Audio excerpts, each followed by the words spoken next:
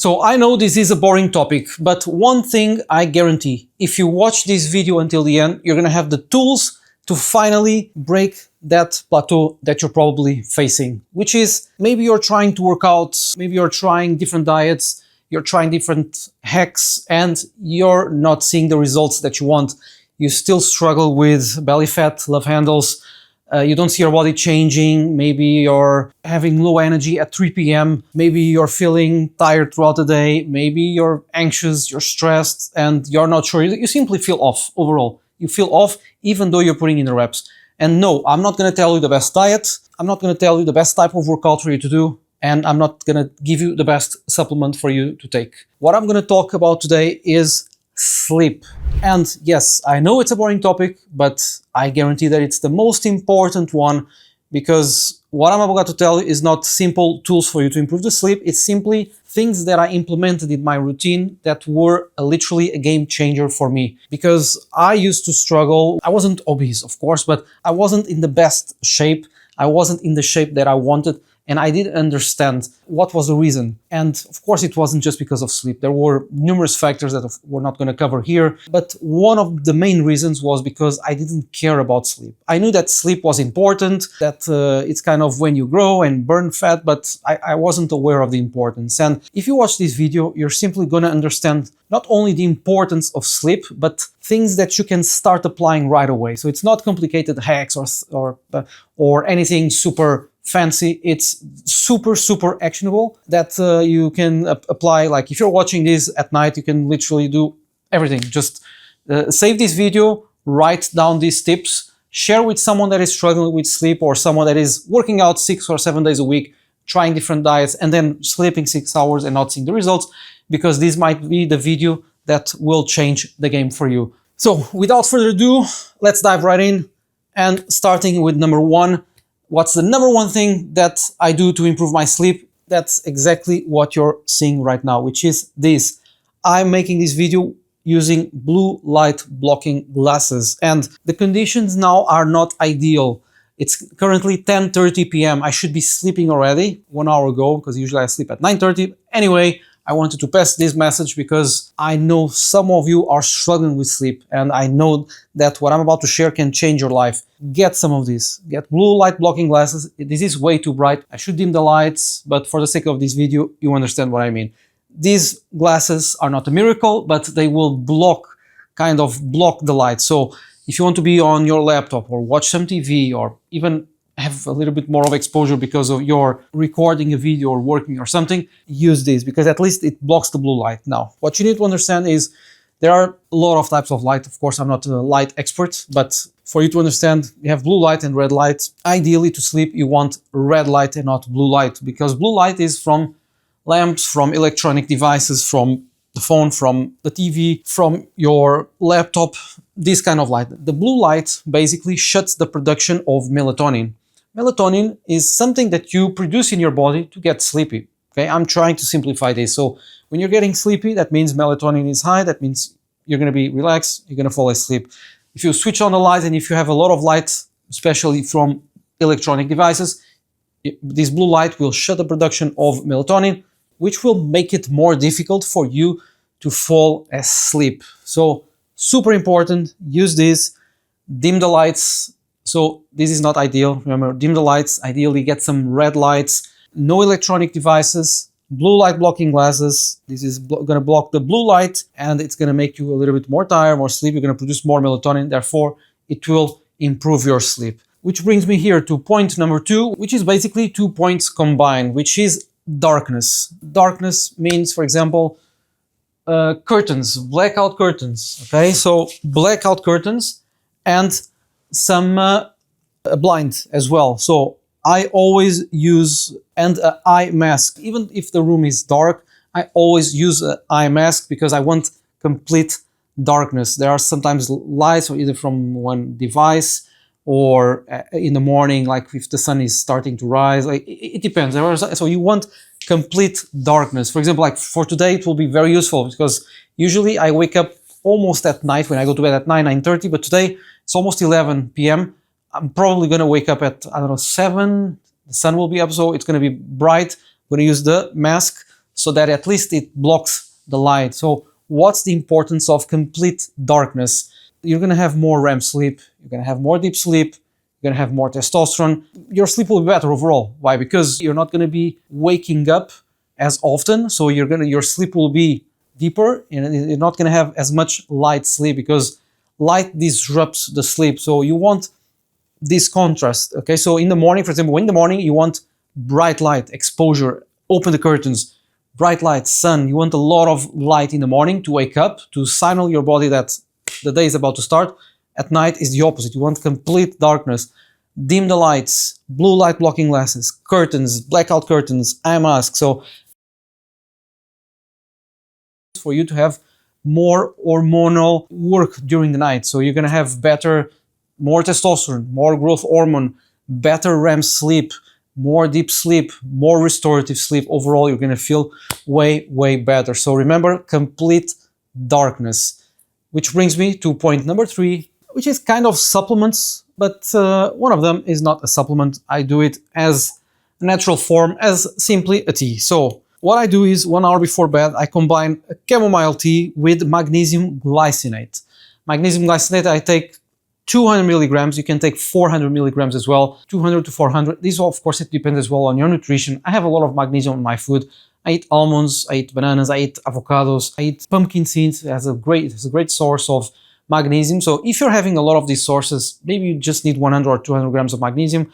But if you're depleted in magnesium, I would suggest maybe 400 milligrams. I personally take 200 milligrams before bed, 1 hour before bed, magnesium glycinate, and a chamomile tea. Chamomile helps you relax as well, relax the nervous system. It helps sleep onset. You're going to feel more relaxed as well. And it's kind of a ritual. Like I like in the morning, I wake up, I drink the water, I like to have my coffee, morning sunlight. It's like a ritual. At night, this is my ritual. 1 hour before bed, I dim the lights, I put the glasses, I prepare my tea, I have my magnesium. This all helps you wind down. So this wind down routine is super important because you need to face yourself as, imagine a plane. Okay, so a plane is flying at cruising altitude, and then when you land, you know what? The landing takes half an hour, right? You start to descend gradually, then you start to get close to the runway, and then you land, and then it's not immediate. It's not like cruise control, and then and then you're suddenly in a city or at the airport. There is always a preparation, like 30-minute, 40-minute preparation, getting close to the runway, aligning the plane. So it's the same with your body. Okay, so I think you understand. I'm not a plane expert, but you understand the analogy, right? So the same thing with your body. So last hour, wind down, slow down your body, slow down, let your cortisol levels decrease. Don't be on the phone, WhatsApp, watching horror movies or having discussions or doing some, heavy work. So last hour is to slow down. Okay, let your cortisol levels decrease gradually with the habits that I just told you. Have a tea, let your testosterone levels, let your cortisol levels decrease gradually.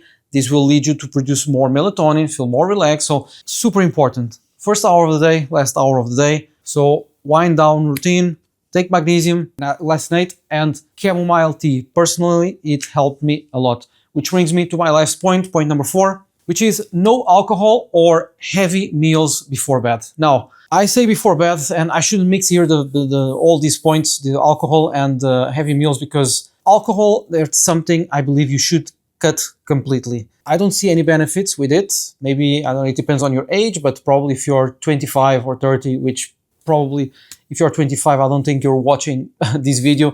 If you're watching this, probably over 35, 45, 55. And your body processes alcohol in a complete different way. Like, I'm not a saint, by all means. I drank, I'm close to 40, and I used to drink, 10 years ago, 12 years ago, 15 years ago, when I was going out with my friends, I used to drink, and it's fine. In one day I will recover. But now, I don't even know. I know, last year, it was 1 year ago, I went back to my country. I went to Portugal, and I drank a glass of wine with some friends at 11 p.m. I felt destroyed for 3 days. I had red recovery. I felt horrible, terrible. So I always say alcohol is the #1 fat loss killer. There is no single benefit. You think that you're going to sleep better. No. What's going to happen is that maybe you drink a glass of wine and you feel a little bit more relaxed. It will affect your REM and deep sleep, guaranteed. Okay, you're going to have lighter sleep. Yes, you might fall asleep faster. You're going to have lighter sleep and less restorative sleep. So I would say cut alcohol completely. It's messing up with your pancreas. It's messing up with your liver, with your immune system, with your heart, with your brain. It's literally messing up with everything. I'm not going to go here in detail. We could do a whole video in alcohol, but you know, like as simple as that. Like when you drink, you stop burning fat. Like you drink alcohol, the priority of your body and your liver is to get rid of that alcohol. So why you're drinking it? Like please just say no for a couple of weeks. The more you say no to certain things, the better you're going to handle that situation. The more this will become part of your personality, the less you're going to need that thing. Okay, so it's the same with everything. Like if you learn how to say no, you're just going to become mentally stronger and people will respect you for that. Because trust me, alcohol is the number one killer. Anyway, if you want to have one glass, at least try not to drink 3 hours before bed. And the same thing with food. No food or alcohol the last 3 hours of the day. And what's the importance of this is that you want your body to have time to digest. I don't always do, because I'm telling you this, I'm not perfect. I don't do all the things perfectly, but these are things that I do 80, 90% of the time. 90% of the time I do all of this that I'm just telling you here. And the meals, 2 hours, 2 hours and a half, 3 hours is a very good day. So, but 3 hours is difficult because sometimes I eat 6:37, I go to bed 9:30. So I give like 2 hours, at least my non-negotiable is 2 hours. And that's the same for you. So at least 2 hours without eating any food before bed. So if you sleep at 10, don't eat after 8. And what I would suggest for the night as a snack, because sometimes people like they're hungry or they're not sure what to eat before bed or something, like one snack, and this is a bonus that I'm giving you here. A snack that I always have before bed, 2 hours before bed ideally, is as simple as this. Either 150 grams of Greek yogurt with a little bit of honey, some pumpkin seeds, or some like 5 or 6 almonds and 1 kiwi. That's it. This is the perfect snack to sleep. It has a lot of magnesium. It will help you relax. It has protein. It will satiate you and it will keep your blood sugar levels throughout the night. So you're probably not going to wake up. Or cottage cheese with a little bit of cinnamon, some almonds, some kiwis as well. Not some kiwis, don't eat 5 kiwis before bed. I believe 1 or 2 is the sweet spot. So this is a good snack that you can try before bed. Again, try at least 2 or 3 hours before bed to help you facilitate gastric emptying, to decrease your glucose levels so that you go to bed and you're going to have more REM sleep and more deep sleep. Which brings me to my next point, which is evening routine. So evening routine is basically your wind down routine. So what are you doing before bed? So again, it goes, all these points are kind of related. But for example, one thing that helped me massively improve my sleep is deep breathing before bed. So, or some meditation, you know, like inhale, do some box breathing. Inhale 4 seconds, hold 4 seconds, exhale 4 seconds, and then inhale 4 seconds. Do this 5-10 times. It will help you with your parasympathetic nervous system. So you have the sympathetic nervous system, parasympathetic.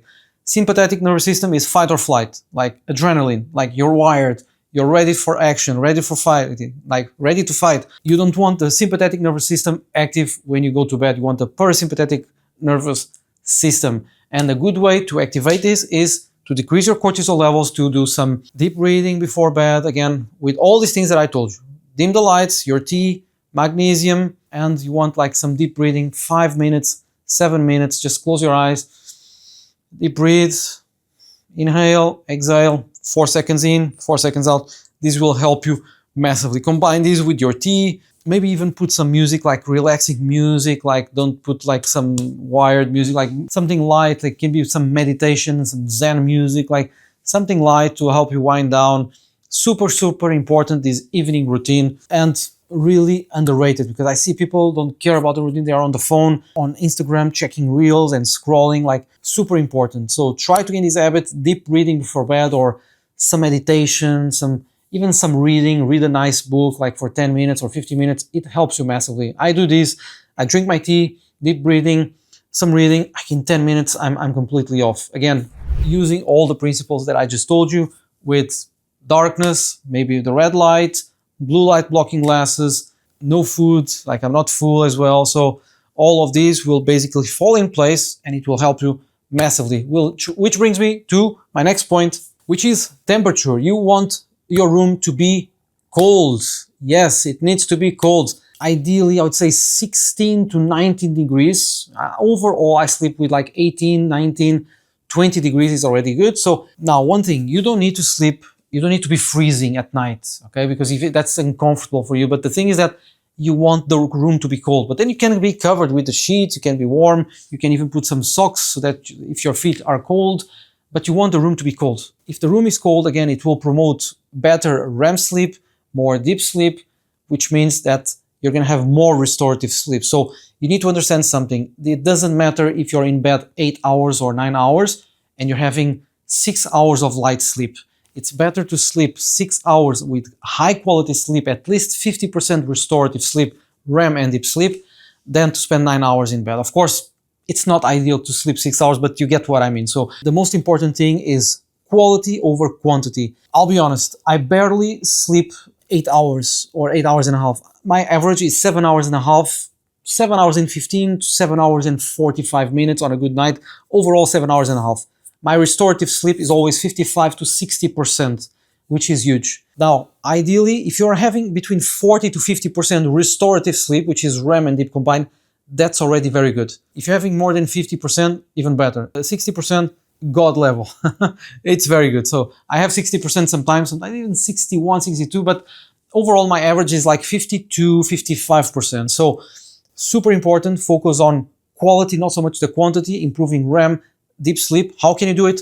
Cold room, cold temperature. So get those 18 degrees, 90 degrees, I would say 20 degrees maximum, and you're going to feel a huge difference. Which brings me to my last point, which is something that I've been doing lately, which is mouth taping. So I simply use mouth tape, which will enable me to breathe only through the nose. And at the beginning, I thought I would freak out and I couldn't sleep, like no issues at all. And I've been noticing, I use the Whoop, and I've been noticing with my Whoop since I started with the mouth tape at night that my HRV improved, my sleep improved. It's a huge difference, like massive. What happens is that at night, if you're breathing through your mouth, because inevitably you're going to breathe through your mouth at night, you're not controlling, so your mouth is open, and this will increase your heart rate. It will decrease your HRV. HRV is heart rate variability. It's the best indicator for recovery. So the higher it is, the better. So you want your HRV to go higher. That means better recovery. If it's low, that means poor recovery. And that's something that I start to notice when I started to mouth tape. That means I'm just breathing through my nose. My resting heart rate started to go lower, and my HRV started to go higher. So something that it's super important as well. But I'll be honest with you, I didn't start this long time ago. I just started this maybe, I don't know, a couple of months ago, maybe 3-4 months ago. I noticed a difference, and now I simply love it. Like, it's my ritual. I put my blue light blocking glasses, my eye mask, and something that I didn't tell you as well, I use my earbuds. I like as well to have the sound completely blocked because I'm not sure if there will be sounds or alarm or something. So at least I use the earbuds to block completely the sound. So this is my kit to sleep, and it helps me massively. So remember, sleep is your #1 performance tool, not just for performance, but longevity, well-being, energy, you feeling sharper mentally, physically. If you have a good night's sleep, your workouts will be better, your hunger hormones will be properly regulated. You're going to feel like so much better, leaner, you're not going to feel bloated, you're going to feel fantastic. Now, what's the importance as well is when you're not sleeping, you're messing up with your hunger hormones. You're messing up with your ghrelin, with your leptin. These are basically hormones that control your hunger. You know, when you're sleep deprived, you're not craving a salad, right? You're craving probably junk food, right? And sweet. It's normal because if you're sleep deprived, your hunger hormones are upside down. So if you're sleeping properly, your hunger hormones will be regulated. You're probably not going to crave as much junk as before. And since you're going to have more energy, you're going to be more likely to have a good workout. If you're going to have a good workout, you don't want to mess up that workout with bad food, with junk food. You're going to want to have a nice meal because you don't want to waste that workout, and everything will fall in place. And then if you work out and if you eat good, you're going to sleep better. You're going to have more energy. You're going to feel more tired at night. You're going to have more melatonin, and all of these will fall in place. So please follow what I just told you. I know it was a longer one, but these are literally maybe the 20 minutes that you need to watch over and over, or just take notes, apply these. Let me know in the comments if you have any questions, if you have any doubts, what you'd like me to cover, if you want me to speak a bit more in detail of certain points. But I believe this already gave you a good idea of how you can change not just your body, but your health, your metabolic markers, and overall your well-being. Now, time to sleep. Let's dim these lights. Don't forget to like, subscribe, and I'll see you very, very soon on the next one. Ciao, ciao.